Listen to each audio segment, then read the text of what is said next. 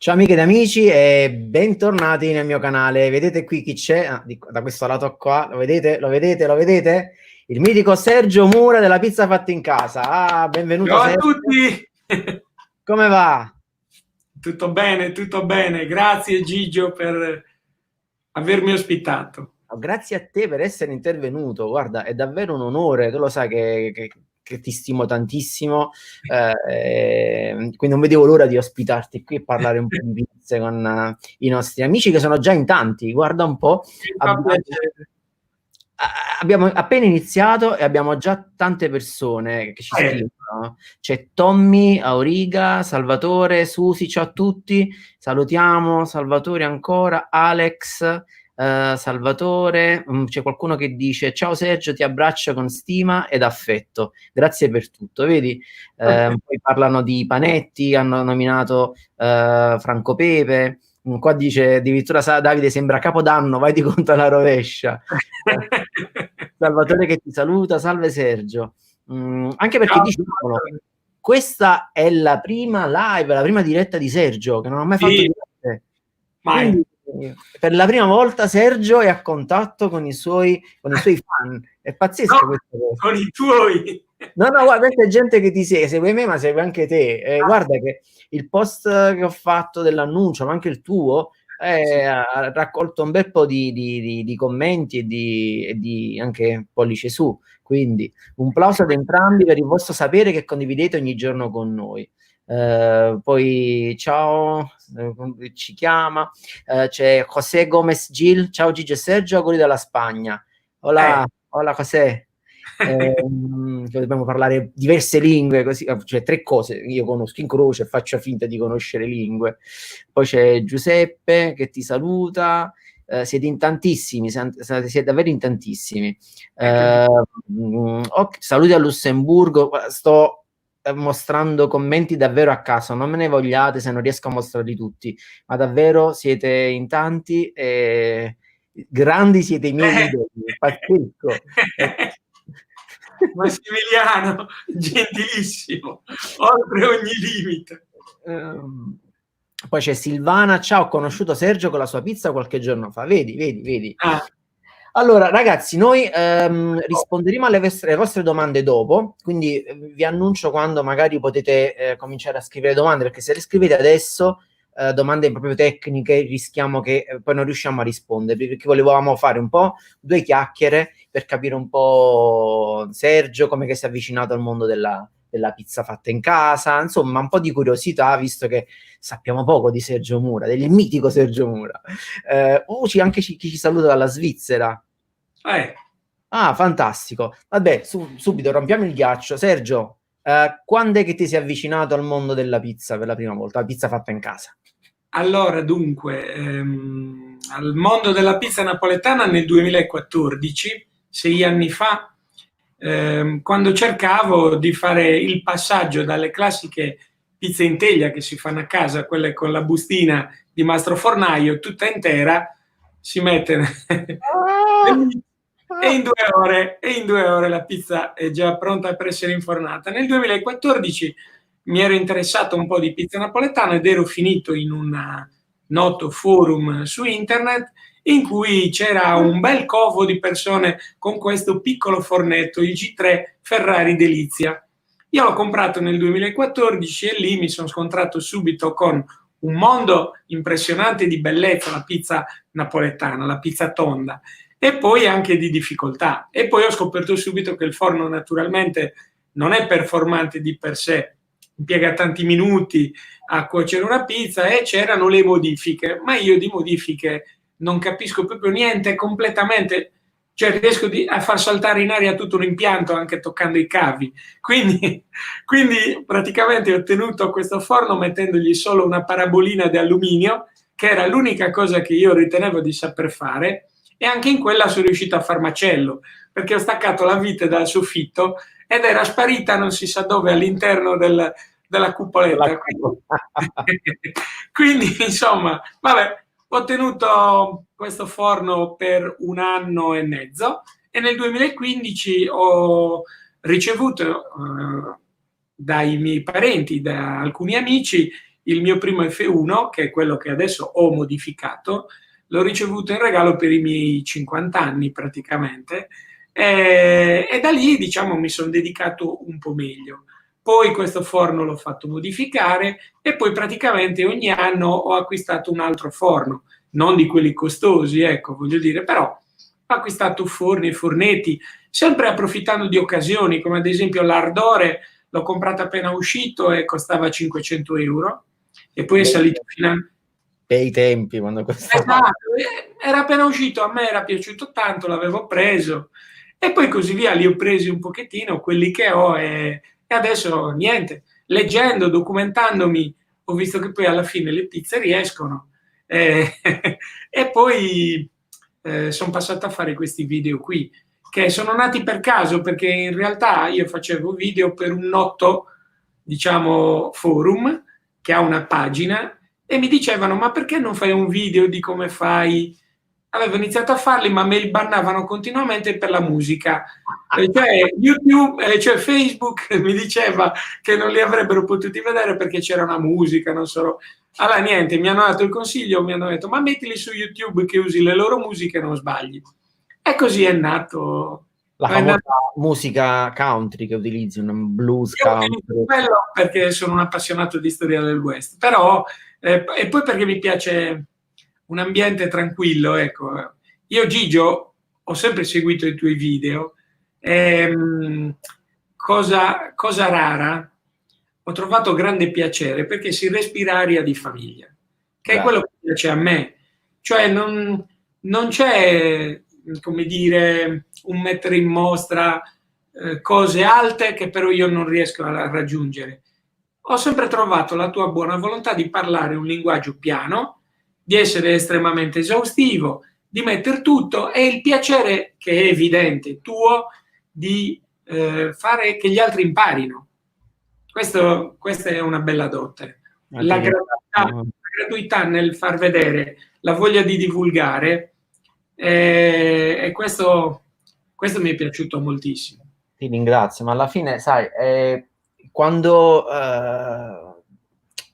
tu impari qualcosa, è bello comunque condividere, è bello divulgare, perché poi che rimane solo a te stesso, a cosa serve? Invece, vedi, quando noi facciamo i nostri video, alla fine, vedi, seminiamo tanto. Ovviamente noi ci fermiamo ad un certo punto, perché chiaramente non siamo pizzaioli professionisti, però il messaggio che almeno io voglio dare, ma credo che tu condivida la stessa cosa, è cavolo, se ce l'ho fatta io, che partivo da zero, e guardate le mie pizze di, che ne so, 10 anni fa, magari non le guardate che davvero sono terribili, e guardate piano piano, studiando, sperimentando, sbagliando, dove si può arrivare. Alla fine, nel momento in cui noi facciamo dei video, offriamo un percorso più breve, perché anziché, ecco, rifare gli stessi errori che magari abbiamo commesso in 10 anni, una persona che guarda un video, quel video è il frutto di una sperimentazione lunga, quindi si salta tutti i passaggi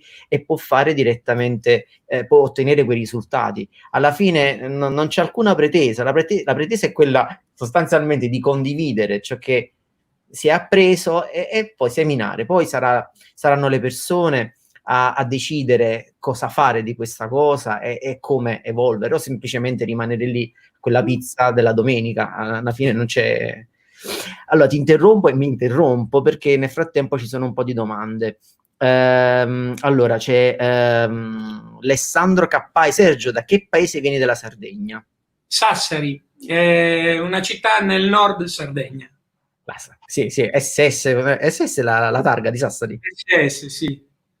Le pizze di Sergio sono bellissime per continuità di risultati. Io adesso vi svelo una cosa, ma Sergio magari adesso si fa rosso, ma Sergio è uno scienziato della pizza, perché Sergio è precisissimo. Sergio studia i fenomeni in maniera empirica, perché lui è per la ripetibilità dei fenomeni, quindi lui quel mezzo grado in più, il modo in cui mette la pizza dentro, sono tutti movimenti studiati, e poi lui nei suoi video ce li restituisce con una grande naturalezza, ma lui davvero studia con dedizione e precisione ogni singolo particolare. Allora, vediamo un po'. Peppe dice: Sergio, un po' di luce, grazie. Peppe dopo, quindi... Vediamo, un attimo.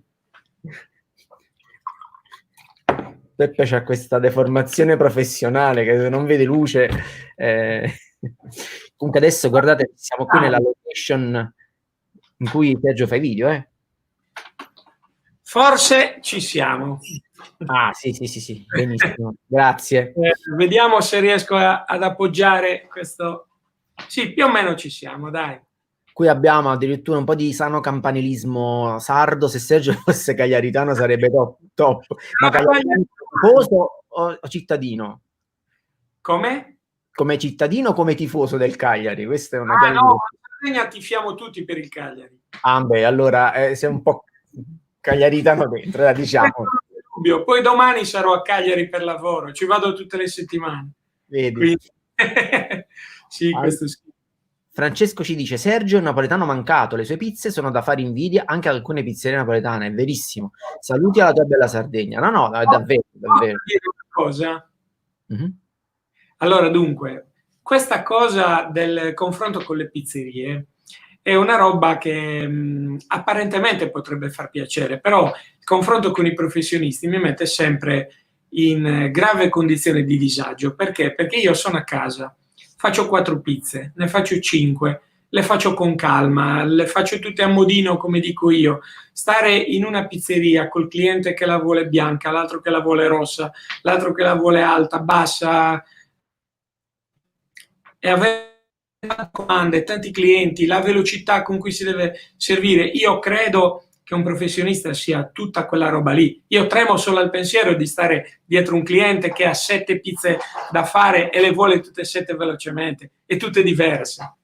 Sì, no, si lavora sotto stress. Io l'ho fatto una volta ad un'apertura di una pizzeria qui a Dublino, che ho aiutato questi amici che hanno aperto, tra altre cose, amici irlandesi che hanno aperto questa pizzeria, perché avevo fatto qualche consulenza con loro, l'ho aiutati proprio con l'impasto, eccetera, eccetera. Poi il giorno dell'apertura mi hanno invitato, però mi hanno invitato per farmi lavorare alla fine, perché loro godevano della serata, brindavano, tutti contenti, e io insieme agli altri 2 poveri pizzaioli a fare le pizze. Ed in effetti con un centinaio di persone lì in pizzeria, non l'avevo mai fatto prima, ma è sicuramente non è stressante, perché poi lo facevo con piacere, però cavoli, bisogna fare velocemente, attenzione qua, attenzione là, non c'è spazio. E tu immagina una persona che lo fa per mestiere, che sta dietro al forno, avanti al forno, 8 ore al giorno, con quel caldo, e davvero noi siamo in una posizione privilegiata, perché lo facciamo a casa, 3-4 pizze, abbiamo il proprio modo di giostrarci davvero i particolari minimi. Chi lavora in pizzeria davvero non ha questo privilegio, e quindi va sicuramente apprezzato per quello che fa. Sì. Allora, vediamo ancora qualche domanda. Addirittura c'è Tommaso che propone: Sergio, cittadino onorario di Napoli. Qua proprio... grazie. Ci salutano addirittura: buonasera maestri, ragazzi, non esagerate. Io non sono maestro. Poi vediamo da Torino, ci salutano, ancora Antonino Aprea, poi vediamo Sergio, questo è bello, Sergio è il libro aperto che ama condividere tutto. Questa è una bellissima citazione, ma io non mi riconosco. Saliamo sulle spalle dei giganti. Sicuro, voi siete pizzaioli professionali, manca soltanto una pizzeria. Quando? Cos'è? Poi qua ci sta addirittura qualcuno che sta cercando un contatto con te, vedi? Giù. Sì, poi vediamo un pochino. Sergio non ne sbaglia una. No. Abbiamo questo capitolo. Allora, dunque, bisogna dire le cose. Tempo fa, in un noto forum, nella sua pagina Facebook, una signora ha scritto un commento a una pizza che avevo pubblicato con la solita descrizione. E ha scritto: bravo, tu sei bravo, io non sono buona a fare niente.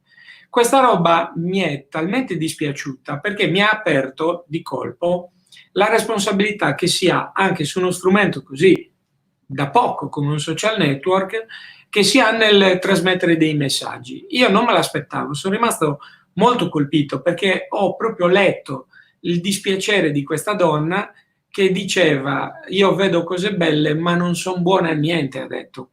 Allora io ho scritto in verità una cosa abbastanza lunga in cui spiegavo che il social network è un posto in cui ciascuno espone la sua mercanzia più bella, perché fa piacere far vedere le cose belle.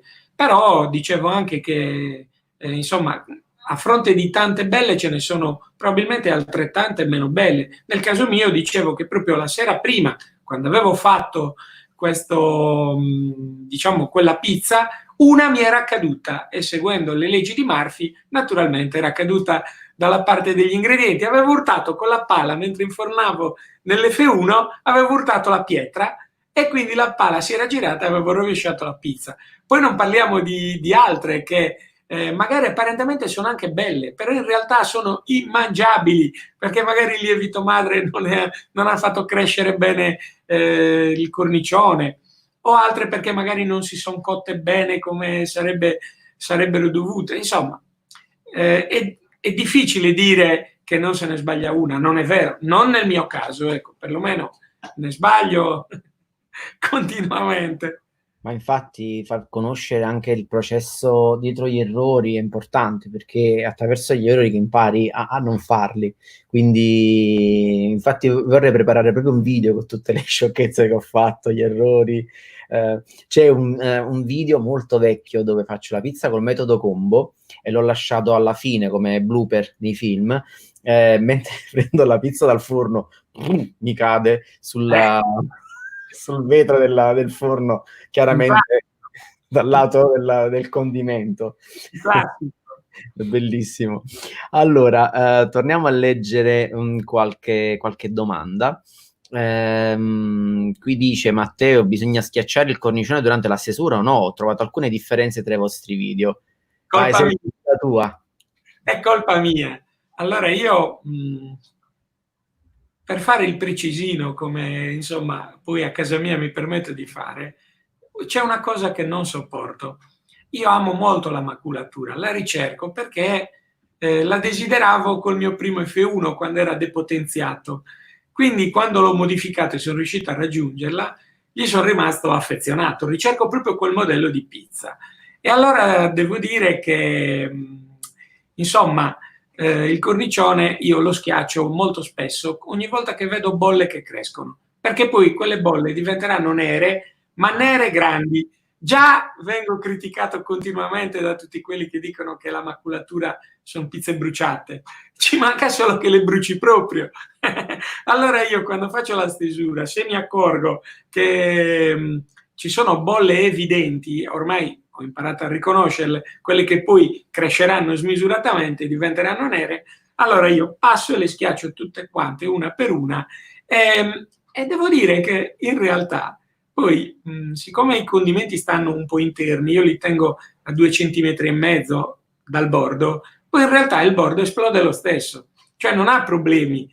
L'impasto, quando è correttamente lievitato, esplode comunque. Ma infatti io direi di anche sfatare un mito, perché adesso chiaramente con la moda dei cornicioni, dei canotti, si tende a stendere la pizza in modo tale da esaltare il cornicione. Però io ricordo che ne so, fino a 10 anni fa non era così. In pochi lo facevano e tendenzialmente era stessa l'azione del forno, del fuoco nel forno a far crescere il cornicione, che era la parte più vicina al fuoco, e quindi poi facevano girare la pizza per far sì che il cornicione crescesse in modo simile lungo attorno la circonferenza della pizza. Poi infatti io ricordo credo una decina più di anni fa, per la prima volta vidi in una pizzeria napoletana a Milano che aveva un cornicione enorme. Era una delle prime volte che vedevo questo, più di 10 anni fa, cavoli, adesso, forse 15 anni fa. La prima volta che vedevo questo cornicione, questa pizza canotto, e non capivo come potessero farla. E poi vidi i pizzaioli che, sai, un po' un gran segreto, maneggiavano, armeggiavano sulla pizza in modo tale da farlo. Allora poi dissi al proprietario: ah, ho capito adesso il segreto, voi fate in modo tale che, insomma, e lui ci rimase un po' e mi disse in napoletano: proprio letteralmente. Eh sì, mo c'è un team a pazzia che pizze per nascondere il segreto. Eh sì, adesso ci mettiamo a giocare con le pizze, ma in realtà era quello che avevano fatto, e che adesso facciamo tutti quanti noi, escluso tu che invece utilizzi il metodo, quello classico, quello storico. Allora, leggiamo un po' qualche domanda. Dice Sergio, di cosa ti occupi per avere questa pace intorno? Beh, tu vivi, tu vivi in campagna. La pace nella camera, diciamo? Forse tutto l'ambiente, anche quando fai video. Questo è, diciamo, il soggiorno di casa che si affaccia sulla veranda. Io vivo in campagna, nella mia città vivono tutti in campagna, nel senso, la nostra è una città fatta di casette, è una città abbastanza piccola. Vista dall'aereo c'è molto più nelle campagne che nella città, ecco. È proprio una cosa particolare, quindi non è è diffuso, ecco. Allora, Fabrizio Malinconico, quel libro che consigliate di leggere per diventare un buon pizzaiolo amatoriale? Guarda, io parto con, per esempio, vi consiglio libri di Antonino Esposito, che è un pizzaiolo di Sorrento. Se volete, ecco, una base pratica. Se volete una base teorica, vi consiglio libri di Giorilli, che è un genio dei lievitati, ed è sostanzialmente il padre della biga. Vi consiglio, vabbè, ci sono anche libri in inglese, però diciamo rimanendo a quelli in italiano, questi sono sostanzialmente i libri più famosi, ma ne trovate parecchi, insomma. Non so se tu vuoi aggiungere qualcos'altro. Io posso consigliare giusto dei libri di storia del West, perché Grandi appassionati. in verità di libri possiedo solo un libro sul lievito madre. Per il resto ho sempre frugato su internet, ho trovato tanto. Adesso, un tempo c'era molto poco. Un tempo video come i tuoi uno li poteva solo sognare, nel senso che i video erano quasi tutti molto veloci nello scorrere e soprattutto molto incompleti. Adesso, senza togliere, per carità, meriti a nessuno, però tu sei sicuramente stato un pioniere della precisione nel voler insegnare, cioè nel voler davvero rendere capaci gli altri di replicare una cosa ben fatta, perché in generale molto spesso viene nascosto un pezzo, un altro pezzo, una roba, uno si cimenta. A me è capitato tante volte, all'inizio non riusciva neanche una volta perché mancava sempre qualcosa nella descrizione. Sai che cosa? Nel mio caso, per esempio, i miei video nascono dall'osservazione, perché comunque ho tenuto un po' di corsi, almeno un centinaio di persone, proprio corsi di persona, e quindi osservavo le loro esigenze, osservavo lì dove loro sbagliavano, quali erano i loro dubbi, e quindi in base a queste osservazioni alla fine ho tirato fuori quelle che sono le cose, gli errori tipici o le domande tipiche, e attorno a queste cose costruisco i miei video. Quindi infatti è importante comunque ricevere poi commenti, feedback delle persone, perché in base a quello che ti chiedono, se non vedono un qualche cosa, anche se ci sta nel video, significa che non l'hai messo nel posto giusto, e quindi si sono persi un dettaglio magari importante, ed è poi un peccato. C'è qualcuno che addirittura mi dice bravi, ho distrutto 2 padelle per caso 2 gite, ma ne è valsa la pena, scusate. Poi dice Demetrio, quando lavoro l'impasto a mano sul legno rimane sempre appiccicato, quale materiale mi consigli di provare per evitare ciò? Marmo, hai del marmo? No, dunque, io in verità il legno lo evito accuratamente, mi è capitato qualche volta, ma l'impasto deve essere veramente molto ben incordato per lavorare sul legno, e quindi nella fase finale. Nella fase iniziale non è un problema perché si tratta solo di amalgamare, ma chiudere sul legno è complicatissimo, a meno che non sia un legno liscio, trattato. Io onestamente da un paio d'anni ho comprato una di quelle spianatoie in acciaio che si trovano veramente per 4 soldi, cioè una di quelle spese che uno mette da parte 30 euro, spedizione inclusa, e se lo compra, ecco. Oppure usavo il piano della cucina, che è di quel materiale sintetico però liscio. Oppure Sì. ancora mi è capitato di usare un simil marmo, però niente mi fa stare bene come l'acciaio. Sì, in effetti l'acciaio in quella fase sicuramente rende meglio. Allora, ci ricordano che esistono anche Vincenzo Viscusi ed Antonio, che salutiamo i bravissimi Vincenzo e Antonio, ormai onnipresenti, che mi trovo a fare pubblicità, ogni diretta che faccio parlo di loro. Lavoro come PR, questi due ragazzi, porca miseria. Allora, mi sono perso qualche, scusate, qualche commento, ho mosso qua e ne sono apparsi 1.000.000. Allora, cavoli, mi sono perso. Salutiamo. Vediamo, ecco qua, trovato. Questa è una domanda da $1.000.000.000, forse ci vuole una diretta intera per rispondere a questo. Ti posso dire, Ivan, c'è un video che ho fatto, lo trovi nel mio canale, in cui spiego, diciamo, a grandi linee, in maniera spero semplice, la differenza tra farine forti e farine deboli e quando utilizzarle. Grazie Santo, grazie mille. Questa è una domanda per te. Ho acquistato da poco un F1 P134 a 500 gradi con biscotto. Come devo impostare le temperature per ottenere una buona pizza napoletana e per una teglia romana? Vai. Allora, dunque, io parlo di esperienza, quindi come sempre poca teoria e solo pratica. Ho avuto sia il forno che ho, quello modificato di P134H, ma ho avuto anche la limited edition per alcuni mesi, poi caso unico nella mia storia l'ho venduto per prendere l'ardore. Ero stato attratto dai 500 gradi, l'ho utilizzato, quindi diciamo in questo caso mi ricordo i settaggi, che sono quelli che poi replico col mio modificato. Sostanzialmente la napoletana io la cuocio con il 500 gradi al massimo sopra, a meno che non voglia ottenere una pizza più tranquilla, quindi non maculata, con una cottura un po' più lunga sul minuto e mezzo, altrimenti questi forni in un minuto la sfornano. Sotto imposto anche con il biscotto tra i 400 e i 420 gradi. Perché? Perché il tempo che trascorre tra una pizza e l'altra comunque consente alla resistenza superiore di scaldare in maniera abnorme il biscotto, che già viene scaldato da sotto. Quindi alla fine se si misura, ci si prende la briga di misurare con la pistola, diciamo laser, il pirometro, si verifica che il biscotto raggiunge anche 500 gradi a sua volta, quindi l'unico modo di tenerla a bada è portarlo su 400, cuocerà benissimo, non ci saranno difficoltà. Invece per quanto riguarda la teglia romana, di cui sono un appassionato ma non una persona capace, l'ho fatta 2 o 3 volte, non di più, la mia impostazione è 320 gradi, 350 sotto con il biscotto e poi 280-250 sopra. Se invece ho la pietra refrattaria sotto si può tranquillamente tenere anche un pelino più basso perché è molto più immediato come sviluppo del calore. Grazie mille, davvero una fonte di informazioni. Voi lo usate lo strutto negli impasti? Io non lo uso. Tu usi strutto? Allora, dunque, sullo strutto io lo uso.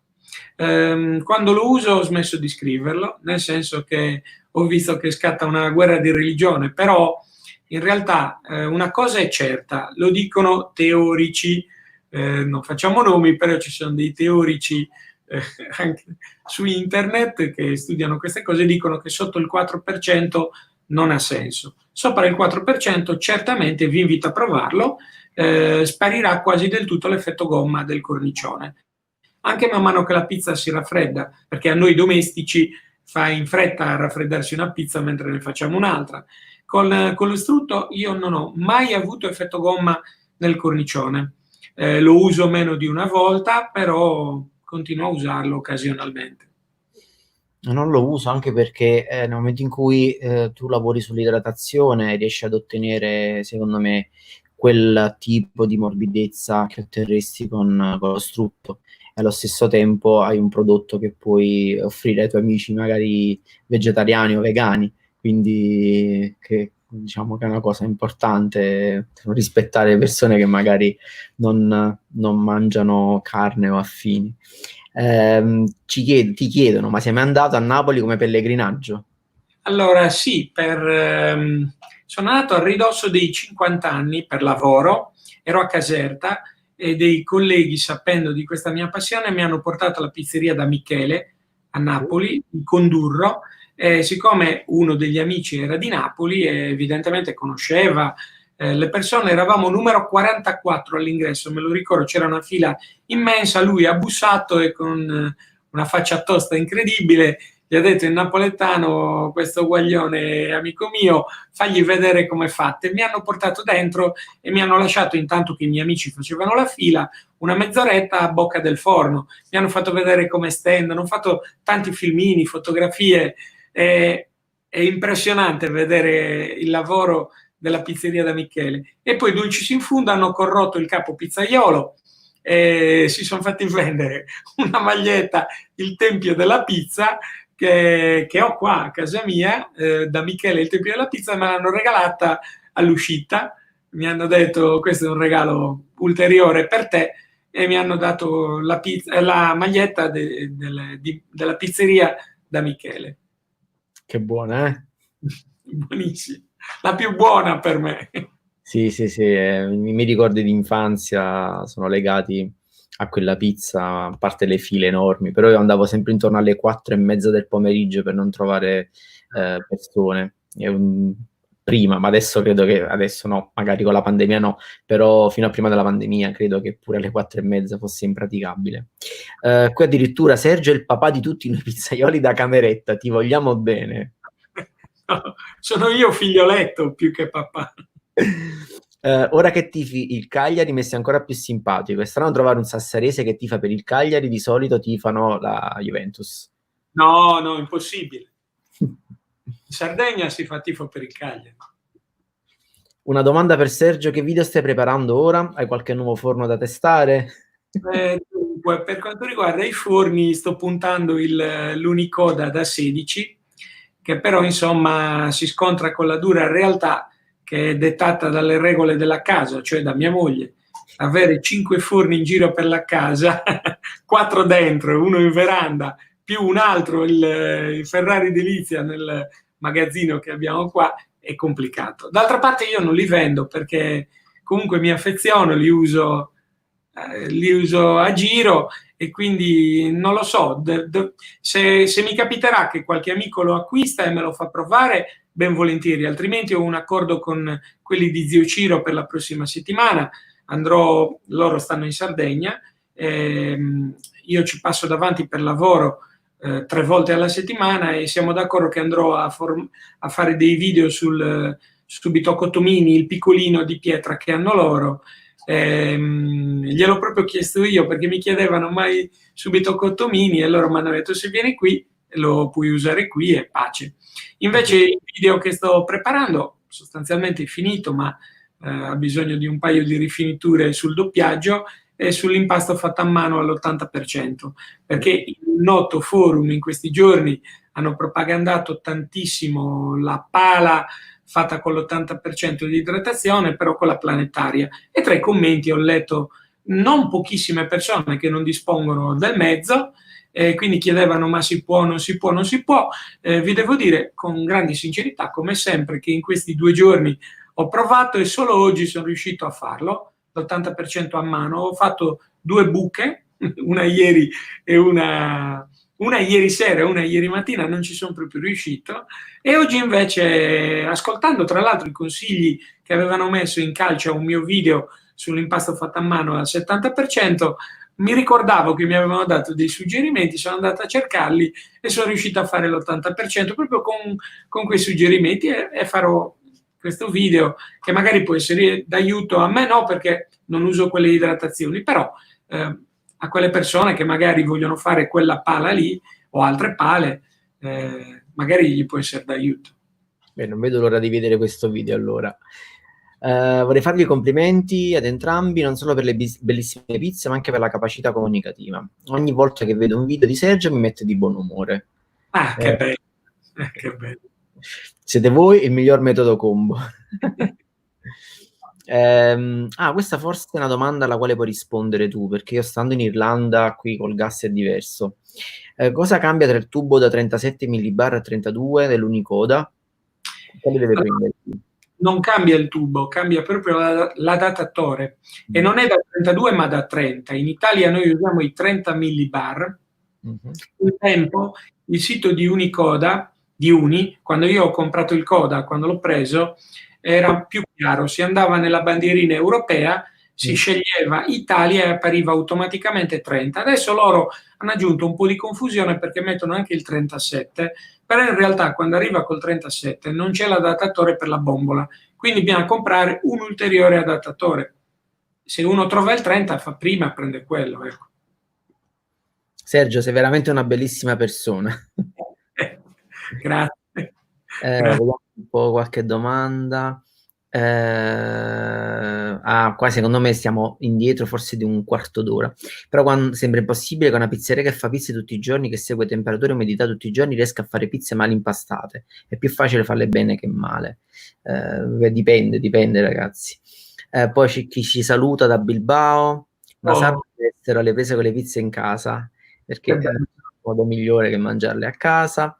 Poi chiedono quando puoi fare un video col Pulish, entrambi, non lo so. Io non ce l'ho ancora nella mia roadmap, non lo so, tu hai qualcosa in mente? Io sono onestamente un appassionato di diretti, di impasti, sono per le cose semplici, ecco, per cui tutti i passaggi non li trovo proprio adatti a come ragiono io. Quando voglio fare qualcosa di più saporito che ricorda l'indiretto uso il lievito madre, che uso continuamente, l'ho rinfrescato anche oggi. La planetaria è fondamentale, si possono ottenere gli stessi risultati a mano? Secondo me sì. Anzi, io personalmente preferisco impastare a mano, perché hai proprio il contatto con l'impasto e capisci quando fermarti, quando continuare, eccetera, eccetera. Ma non so, Sergio, hai mai pensato di seguire dei corsi di formazione, magari con un molino? Non lo so. No, Polino, devo essere sincero, il mio maestro, chiamiamo così, lui non lo sa di essere il mio maestro, nel senso quello sulle pizze, diciamo, maculate, si chiama Stefano Ciccarelli, sta a Modena, è molto bravo, si trovano anche delle cose, soprattutto su Facebook. Mi riprometto di farlo perché mia figlia studia a Parma, Parma-Modena si può fare, ma non ho proprio idea. In Sardegna è complicato tutto. È complicato. Grazie Antonio, è riuscito finalmente a rimangiare.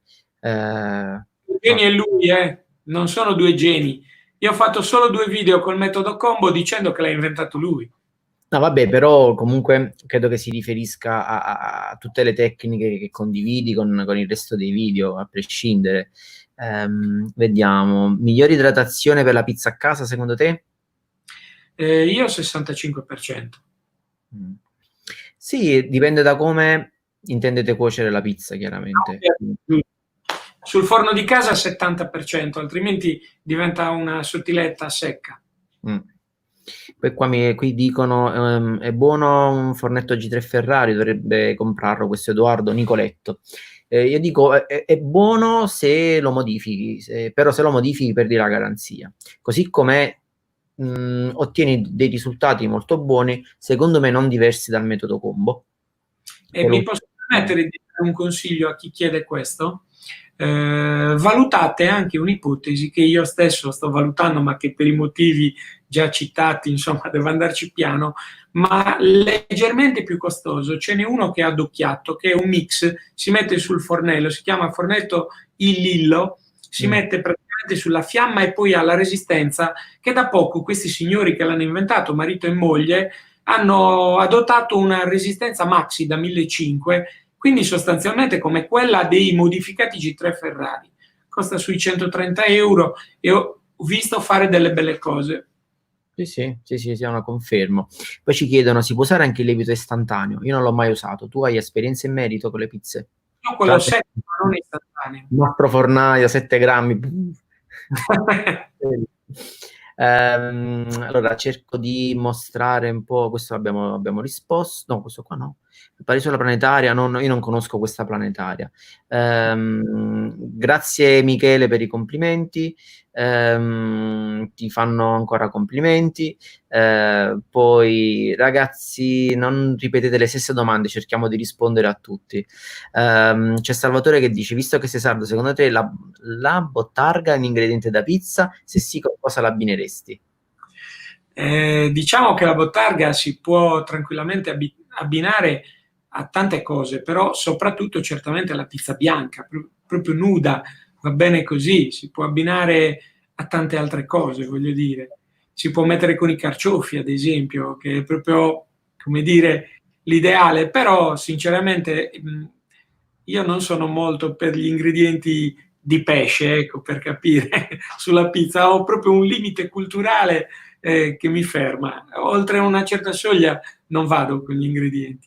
Un po' come il parmigiano sulle vongole. Diciamo che alcune persone hanno Giusto il tonno con le cipolle, ecco, ma tonno della scatoletta. Sì, sì, sì, sì.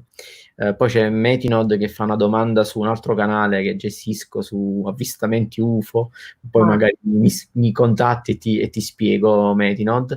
Vediamo, poi visto... ancora, ho visto video di UFO, ci vuole una pizza a tema. Quale percentuale di idratazione è consigliata per i principianti? Per la facilità di stesura e infornata? Un 60% forse. Forse è la più semplice. Vediamo ancora. Vi posso garantire questo qua. Con i vostri video la pizza si fa, si impara, ci si confronta con voi, se si fanno male, ma è migliore sempre delle pizzerie quando... no, questa è cultura ragazzi, sfruttiamo, grazie. Vediamo un po' di recuperare, questo forse è per te Sergio, nella pizza in teglia sarda, i bordi quanto li devo schiacciare? Dunque, la pizza in teglia sarda deve avere i bordi schiacciati, sicuramente, perché deve crescere praticamente uguale. Però anche su questo c'è la pizza sarda del nord, che è un po' più grossa, e quella del sud, che è un po' più sottile. Per cui, voglio dire, la caratteristica cambia, ma comunque deve essere uguale lo schiacciamento dei bordi, ma non più del centro, in maniera identica.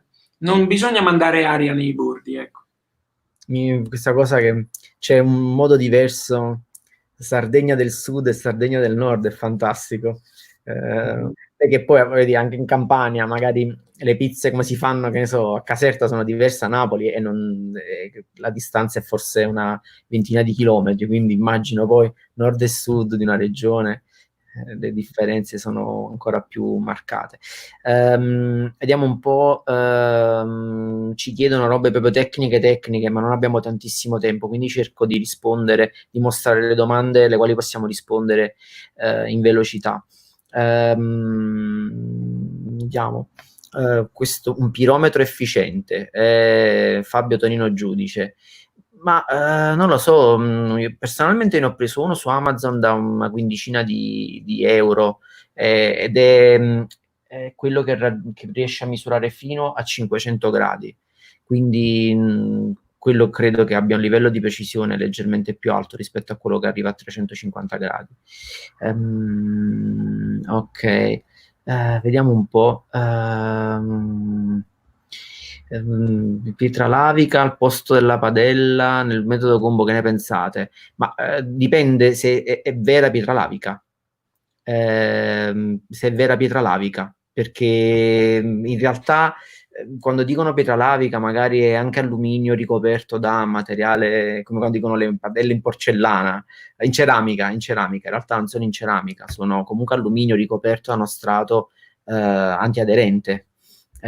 Ragazzi, non sto ignorando l'argomento UFO, è che qua con Sergio vogliamo parlare di pizze, poi magari faccio una diretta su quell'argomento, è soltanto per non deviare, che poi magari non interessa a tutti. Comunque ci sono un appassionato di UFO. Vediamo qua, maestri, no, io non sono maestro. Come si può vedere, sforno delle pizze alla vista veramente meravigliose, ma alla pizza viene conferito un sapore simile al forno a legna oppure no? Questo è per te. Ma guardate, io non ho un forno a legna, o meglio, l'unico che ho va sia a gas che a legna, ma l'ho usato solo a gas, quindi non saprei dire. Però onestamente una pizza fatta bene a casa mia non distinguono se è fatta con la fiamma oppure con l'elettrico. Devo essere sincero. Sì, anche perché comunque il tempo di cottura è così breve che in realtà usare la legna non conferisce alcuna nota diversa, perché in 60 secondi, 80, 90 secondi non c'è il tempo, nel caso di oli essenziali, eccetera, eccetera, di trasmettere questo all'impasto. Magari potrebbe essere diverso con una cottura che dura, che ne so, 10 minuti, 15 minuti, e lo noti se per esempio cuoci della carne e utilizzi magari legna aromatica, ma nel caso di una pizza in realtà è così breve che non cambia nulla. Vediamo un po'. Questa è una domanda fatta apposta per farci litigare. Ciao Sergio, cosa ne pensi della cottura combo? Sinceramente dico che chi non possiede un fornetto con quel sistema fa le più belle pizze simili napoletane. È chiaro, i tempi sono quelli che sono, però francamente magari mi piace un po' meno col cannello. Quella del combo naturale, quella che ha tirato fuori Gigio, quella a me piace tantissimo, l'ho fatta per un po', quindi nessun problema, è proprio bello. Ti chiedono che farina usi. Allora, io prevalentemente, ma non per scelta, qua non c'è niente. E quindi io ho avuto la fortuna di avere in prestito una tessera di Metro e da Metro ho conosciuto le farine Petra, ma non per una questione che io cercassi quelle, è perché sono gli unici sacchetti più piccoli di 25 kg. Quindi ci sono arrivato per caso, io uso le Petra per quello, poi mi trovo bene, per carità, uso sia quelle per corte lievitazioni che per medio-lunghe. E c'era Però infatti prima una domanda che ho saltato, qualcuno che chiedeva appunto della petra come farina. Quindi trovi io bene. Io allora al momento ne uso 4, la Petra 3 che è una tipo 1, proprio per pizza e focacce si può usare integrale, diciamo così, cioè al 100%, poi uso la Petra 9 che è un integrale ma la uso solo tagliata e poi la 5063, 5037, tutte ottime. Danilo dice: come posso fare a non far attaccare i panetti nei contenitori? Nulla, perché è normale che si attacchino, cioè devi utilizzare una spatola, magari infarinarla bene e con dei movimenti precisi staccare l'impasto, ma non si può fare altro, insomma, è normale. Pure il contenitore, Mm? se non vuole che si attacchino, Mm. contenitore per ogni panetto. Si attaccherà al contenitore ma non agli altri panetti. Esatto, poi basta rovesciarlo e riesci a staccarlo. Poi c'è chi dice viva la Sardegna. Che idratazione usa Franco Pepe? Io so che meno del 70%. Ne parlavo proprio con Antonio proprio oggi. Però ovviamente ci basiamo su supposizioni, voci, sentito dire, però lì la differenza fa anche il metodo che utilizza per impastare, comunque pare sia impastata a mano, io ho visto impastare a mano, quindi sono un testimone. Ok, vediamo un po', sto cercando qualche domanda che diciamo tendenzialmente andiamo avanti credo ancora per un 12 minuti e poi liberiamo il povero Sergio che è ora di cena. Eh, vediamo un po'. Diciamo che i libri che vi abbiamo suggerito prima sono un ottimo punto di partenza, specialmente i libri di Giorilli. Li trovate su Amazon, anche in formato ebook e costano davvero una sciocchezza, quindi vi consiglio vivamente di leggere questi libri. C'è di pizza youtuber che preferisco. Come fare il momento giusto per stendere i panetti? Chiedo questo perché capire il momento giusto per stendere i panetti. In realtà questa cosa va caricata, va calcolata sostanzialmente in base al tempo di maturazione. Confermi questa cosa? Sì, io mi arrangio anche col dito e devo dire la verità, quel famoso metodo schiacci se torna indietro velocemente oppure piano oppure se non torna indietro. E quando torna indietro lentamente il panetto è pronto per essere... Che poi è proprio il metodo della nonna, perché insomma, per esempio, Se schiacciando un panetto torna subito indietro, deve lievitare. Infatti appena fatto, tu schiacci e torna indietro, rimbalza. Se ritorna lentamente, il panetto è pronto. Se invece non ritorna, il panetto è andato oltre la lievitazione. Esatto, questo è proprio un metodo scientifico, non è vero, insomma, penso per esempio alle persone in campagna che fanno pane da 10 generazioni, e questo è il metodo che utilizzano per controllare quando è fatto, però in realtà se voi calcolate bene i tempi di lievitazione e maturazione sapete quando andare a stendere e sapete quando ormai è troppo tardi e ormai il panetto si avvia a diventare lievito esso stesso. Vediamo un po'. Temperatura dell'acqua, ci chiede Danilo, non superare i 25 gradi. Sì, insomma, perché se superi i 25 gradi poi rischi di chiudere l'impasto ad oltre 25 gradi e soprattutto poi in estate questa cosa non va bene, perché poi chiaramente l'impasto non incorda. Vediamo un po' velocemente. Sergio, mi hai provato a costruire un forno tutto tuo? Ci dice Peppe. Non sono capace nemmeno di mettere un mattone sull'altro. Manco un mattone. Dai, dobbiamo provare, dobbiamo prendere un bidone e fare un forno col bidone. Vediamo un pochino. Allora, vado avanti. Sempre forno F1. Questo abbiamo già risposto, che alcuni ripetono le stesse domande. Qualcuno vediamo un po'. L'Unicoda, cos'è questo? Fatto bene, nullo l'ordine. Ha fatto bene, dai. Certo, è un po' travagliato, nel senso che bisogna davvero stare attenti a come sta cuocendo dietro, perché sta dietro la fiamma. Però a quel prezzo io mi domando che cos'altro si può trovare di così buono. Niente. Vediamo un po'. Questo qua è interessante. Tra i tanti impasti che ci avete proposto, quale preferite per la cottura in forno a gas? Che differenze si percepiscono in base al livello di idratazione, alla maturazione in frigo e lievitazione? Io preferisco 70%, dai. Cioè io devo essere sincero, forse non ho queste conoscenze, ma non ho notato nessuna differenza, completamente. L'unica differenza la fa la temperatura. Poi per il resto, che sia a gas o elettrico, io personalmente non ho visto differenze. Vediamo un pochino.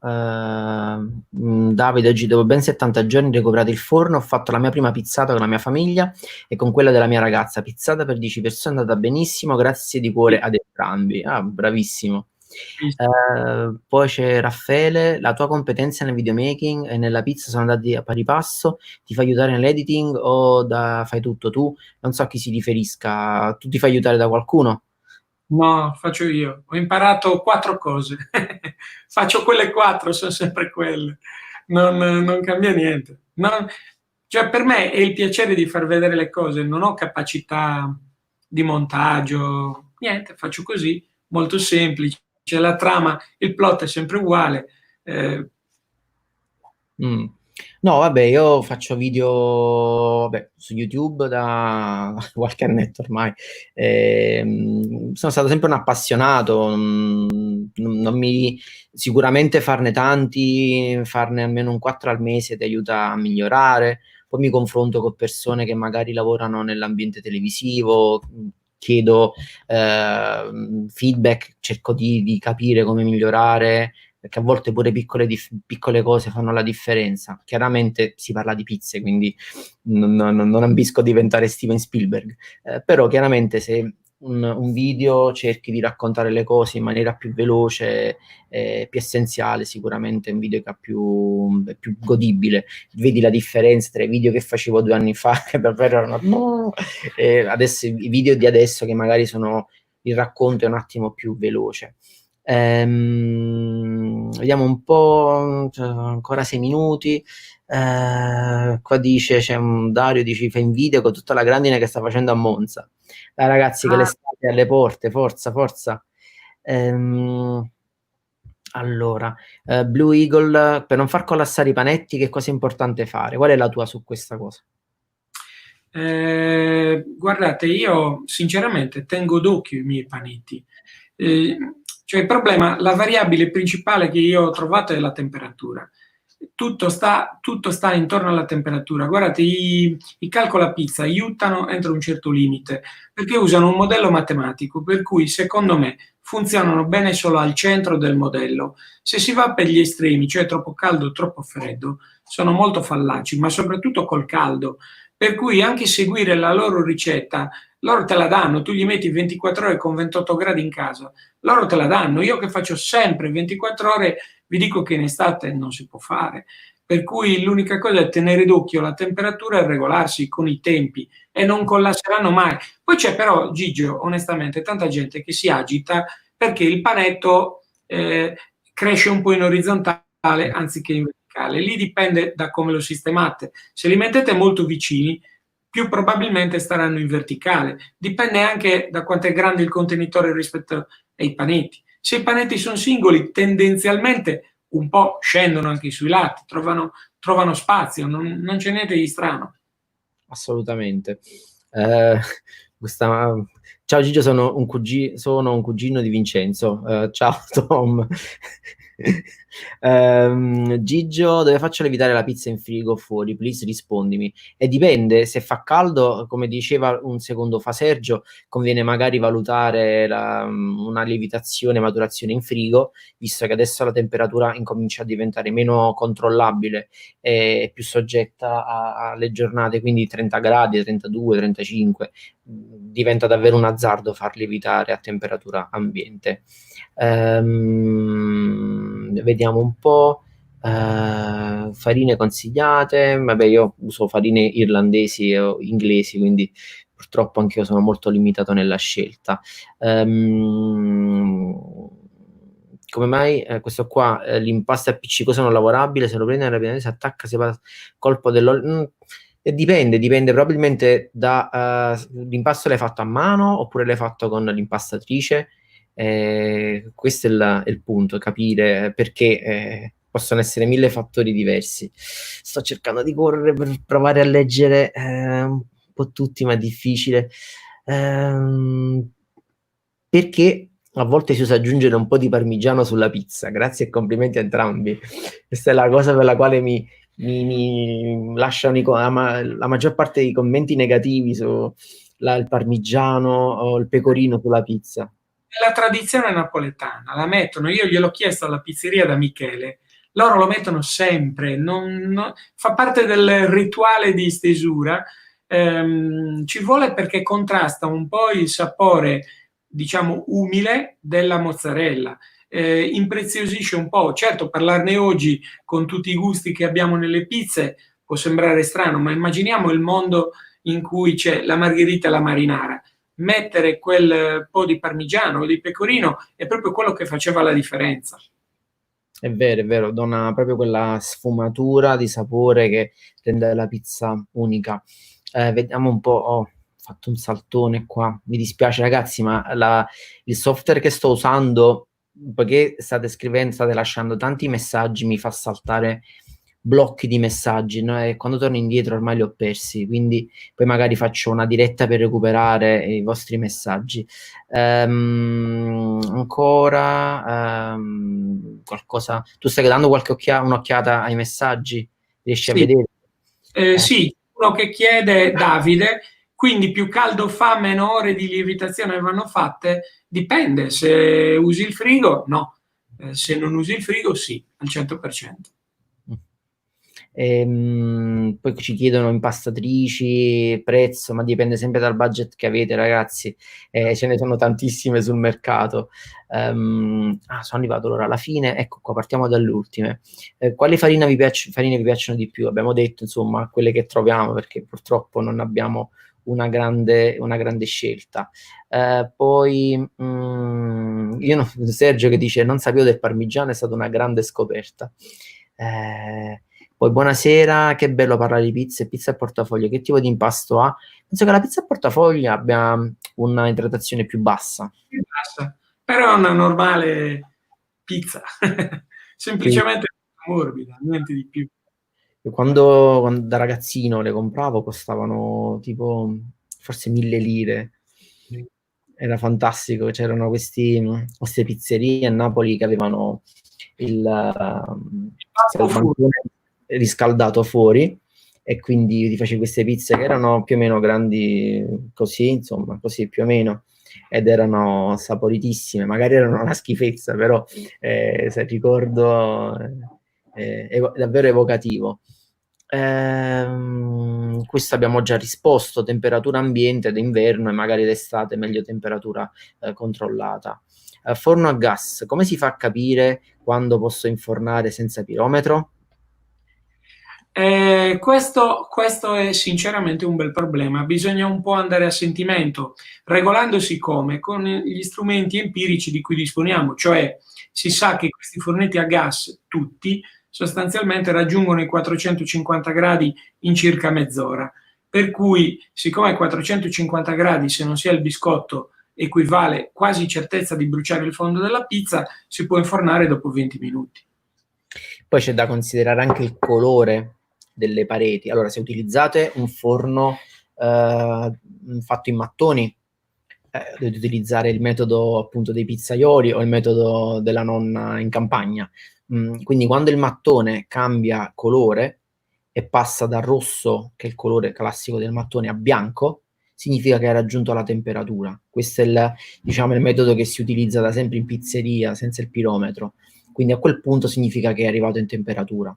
Poi chiaramente sulla temperatura della platea, lì è più empirico, insomma, più basato sull'osservazione. Appena cominciano a bruciare le pizze, ci sono o pizzaioli che lanciano il sale sulla platea, cosa che non consiglio perché questo chiaramente è vero che abbassa la temperatura, però fa le pizze salate, oppure utilizzano un panno umido, ma davvero leggermente umido, lo passano sul fondo del forno, quindi sulla platea, per abbassare la temperatura.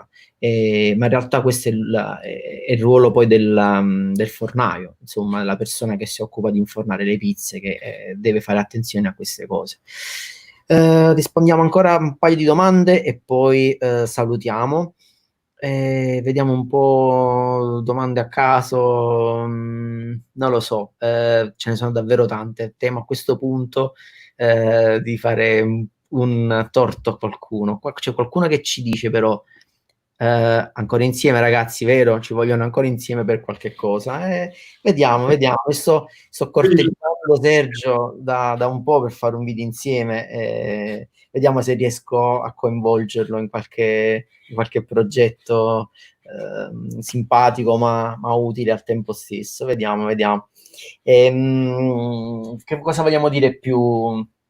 Hai detto qual è il tuo prossimo video? Il mio prossimo video sarà un video di un dolce.